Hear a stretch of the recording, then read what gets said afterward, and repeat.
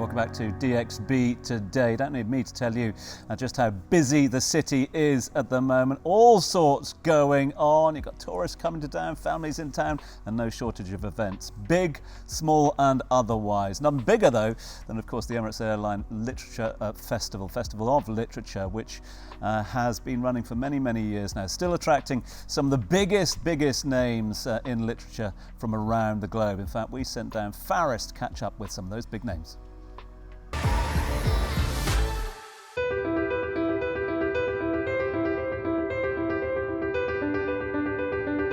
For all the readers and writers out there, it is the best time of year. It's the Emirates Airline Festival of Literature happening here at Festival City. I have the opportunity to meet some amazing authors from across the world, so let's get into it.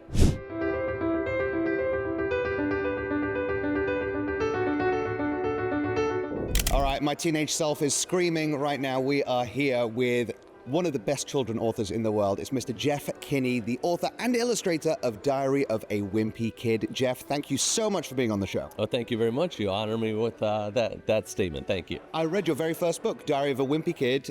It was out in 2007. I would have been 13. I want to know a little bit about, because I know you originally wanted to be an illustrator. When did the writing come in? Yeah, I wanted to be a cartoonist, like a newspaper strip cartoonist. That didn't work out, so I needed to find a different way to get my cartoons into print. I started in 1998 and released it in 2007, so the math in between, I think, is about 9 years. I want to know, first of all, what drew you to spoken word poetry versus traditional or written poetry? So I actually do both, but I think for me, poetry's always been there. Words have always been there.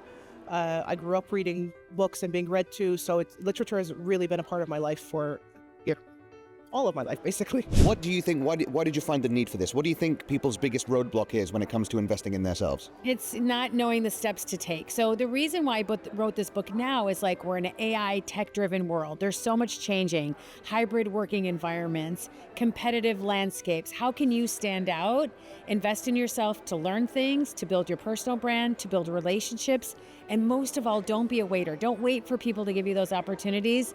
Try to see how you can engineer them yourselves by gaining skills, experiences, and build relationships. What do you think it is about your content that has drawn so many people to hear what you have to say? I cater to people mostly my age, a lot of women around their early 20s, and it speaks to a lot of like trends and challenges that go on in our community. So I feel like I just speak to my target audience, and that's how it all works well. Which book do you think was your Everest? Oh, well, they're like babies, so it's hard to say. But I'm here to promote The Road to the Country, which is my latest novel. It was published in the US and UK last year in the summer.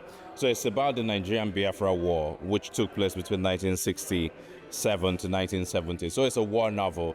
Think of it as 1917 or quite on the Western Front for the African version. What do you think makes a good protagonist for children's books? Do they have to be perfect, or can they be a little bit flawed? A little bit flawed is always the best way, because none of us are perfect, right? And actually you learn best. I always say to children, you learn through failure. You get something wrong to get it right. So you want a protagonist that is flawed, that's going to learn as they face all these obstacles in the story. They're going to learn, going to grow, find out about themselves, come out a bit bolder, braver, kinder, a little bit more intelligent maybe, through facing these obstacles. Tell me about the title. What was the inspiration for that? Well, I mean, Babylon has great significance to the Rastafari movement, and I grew up Rastafari, and so the word Babylon really defined a lot of my childhood and the way that we thought about the world and the things I was taught about the world. So for the Rastafari, Babylon represents anything that's connected to the outside world, anything connected to Western ideology, to imperialism, colonialism, slavery, anything that they think is down-oppressive to the Rasta man and the Rasta family is called Babylon. It is always incredible, at least in the times that I've been coming, but you were here from the very start. How does it compare now to back then? It's really been interesting that it started off with a bang, which, that's Dubai, isn't it? It was being infected by the wonderful energy and positivity of Dubai. And it was not of the scale it is now, but it still started off with a hugely vision of bringing the world to Dubai. And that's just grown and grown and grown, thanks to our title sponsor Emirates Airline, thanks to our amazing partner Dubai Culture, and a host of other sponsors who actually see the choice and the changes of what is happening for young people and would-be readers, would-be writers. All of them are thronging to the festival.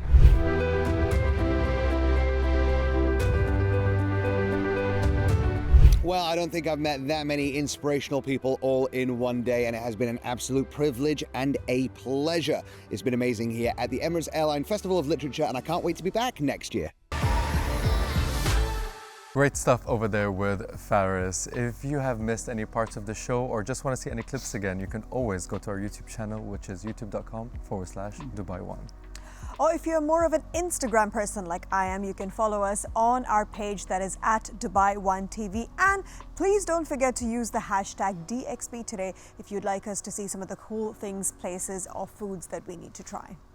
Now, don't forget that we are live every single evening, both on your television, but also online at Dubai1.ae. 8 p.m. every single weeknight evening. Tune in tomorrow because we're going to be celebrating the food heroes that are shaping Dubai's extraordinary food scene at the moment. Have a great night, whatever you're up to. It's time now for us to head over to Pizza Express Live for some live music from Michael Jackson, well, with Michael Jackson vibes, not from Michael Jackson, that's for sure, but performing Man in the Mirror. This is, of course, Shanice Michaels. Enjoy. Bye.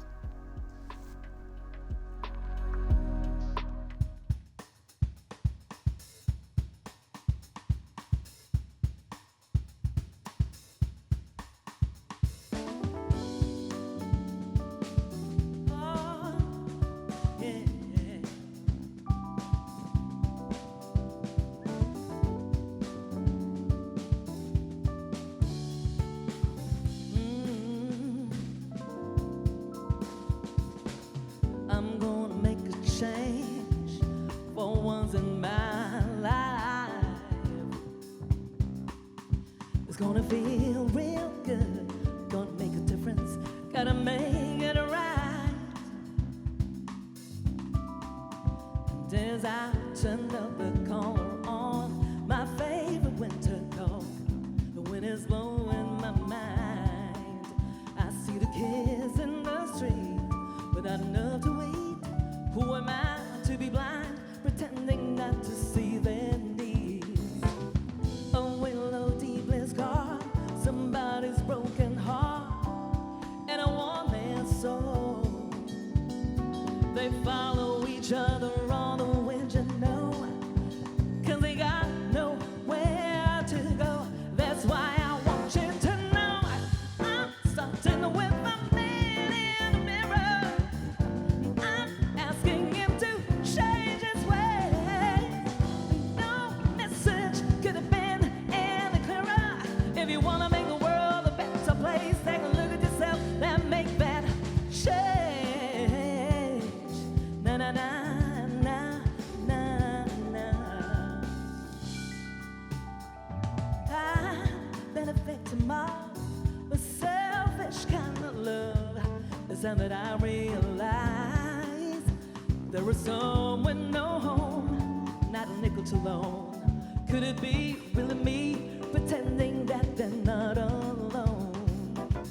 A summer's disregard, somebody's broken heart, and a woman's soul. They follow each other on the wind, you know, 'cause they got nowhere to go. That's why I want you to know I'm starting with man in the mirror.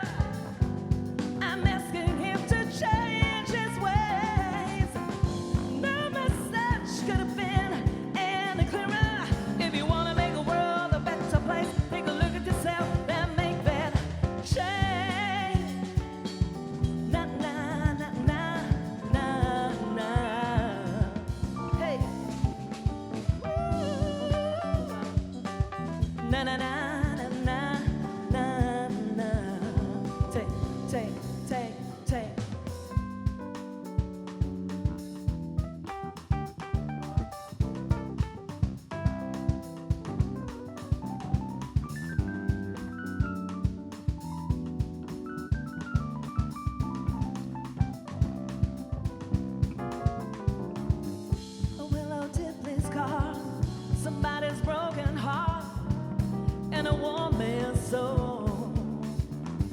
they fall